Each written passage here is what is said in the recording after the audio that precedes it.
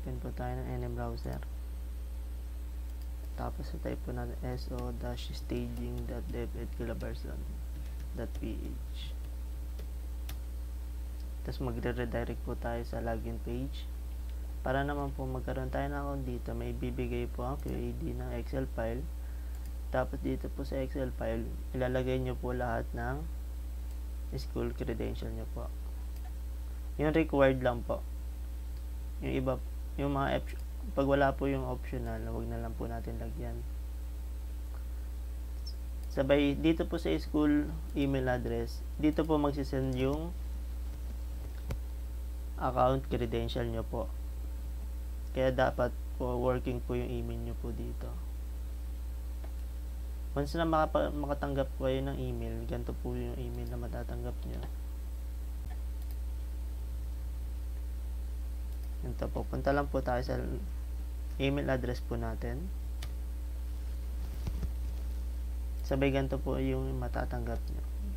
Nandito po yung username. Yung username nyo po yung school number nyo po. Sabay, ito po yung password natin. Try po natin mag-login.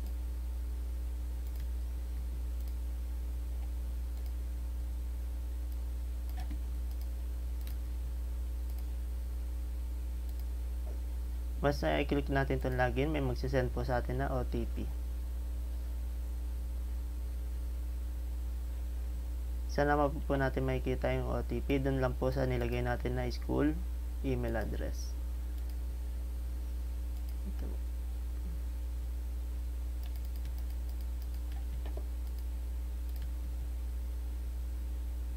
Basta pag-submit natin, magre-redirect na tayo sa first time login. Dito sa first time login, kailangan nyo fill upan po lahat ng required field po natin.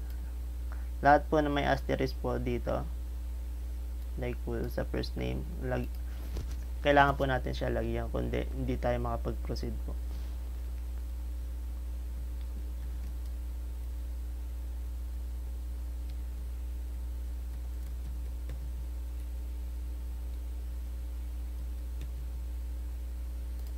Tapos dito po sa password, ito po yung gusto na natin password.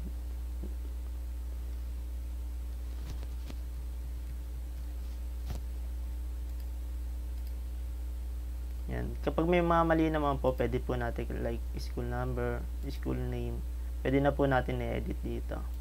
Saka yung address.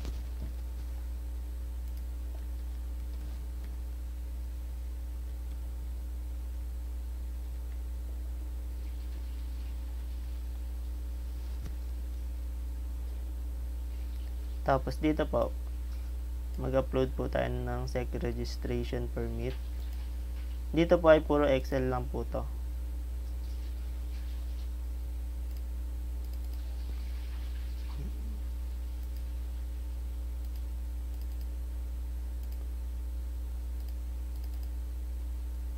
Optional po yung expiration. Dito naman po, mag-add na po tayo ng nakaregister po sa atin na truck.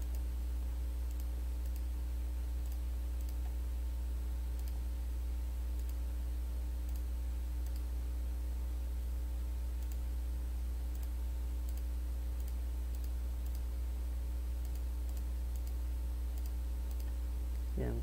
Once na kompleto na po yung truck natin, pwede na po natin i-submit. Once na na-submit na po natin, wait na lang po natin ma-approve ng QAD yung account natin.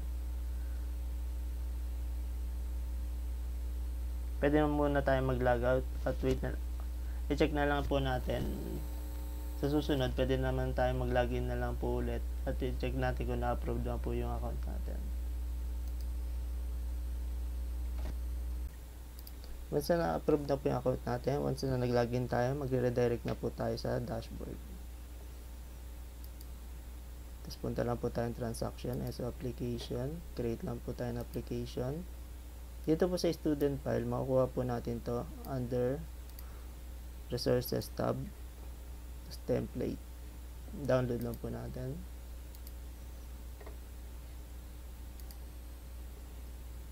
Per strand po yung pag-upload po natin ng Excel file. pa mag-create na po tayo ng application. Nari po John Lloyd.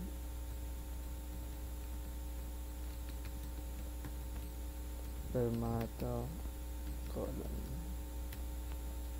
Pag wala naman po suffix, wag na lang po natin lagyan, i-blank na lang po natin yan.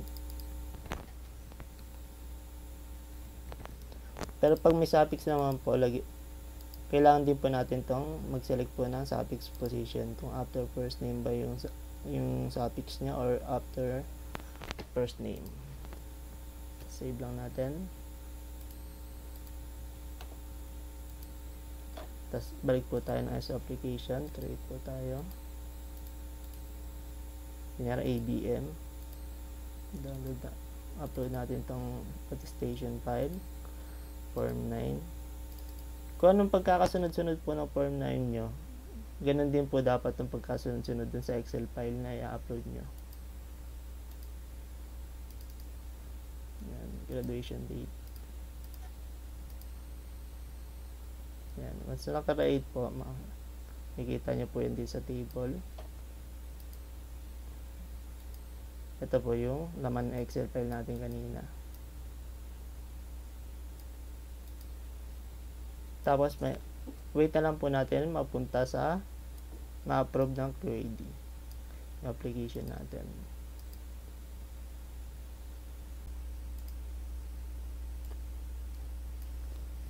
Bali ganito naman po pag pinaprocess na po yung application nya. Ganito na po ang makikita nya. Once meron kayong makita ang comply with deficiency katulad po nito, may need po kayong i-upload na file. Kunyari ito po, itong student na to, ang deficiency po niya ay wala po siyang signature. Bali, i-upload lang po natin dito yung latest form 9 ng bata para mawala na po siya sa rejected at mapunta na siya sa approve. Once naman po releasing na yung status na application nyo, meron na kayong for releasing, punta lang po kayo ng for releasing, then select nyo lang po yung application na gusto nyo i-claim. Request na po tayo. Tapos dito po sa info ng claimant, kailangan po kung ano nandun sa ID na i-select nyo dito, parehong-pareho po, kasi kapag di po pareho, hindi po ibibigay ng record yung SO application.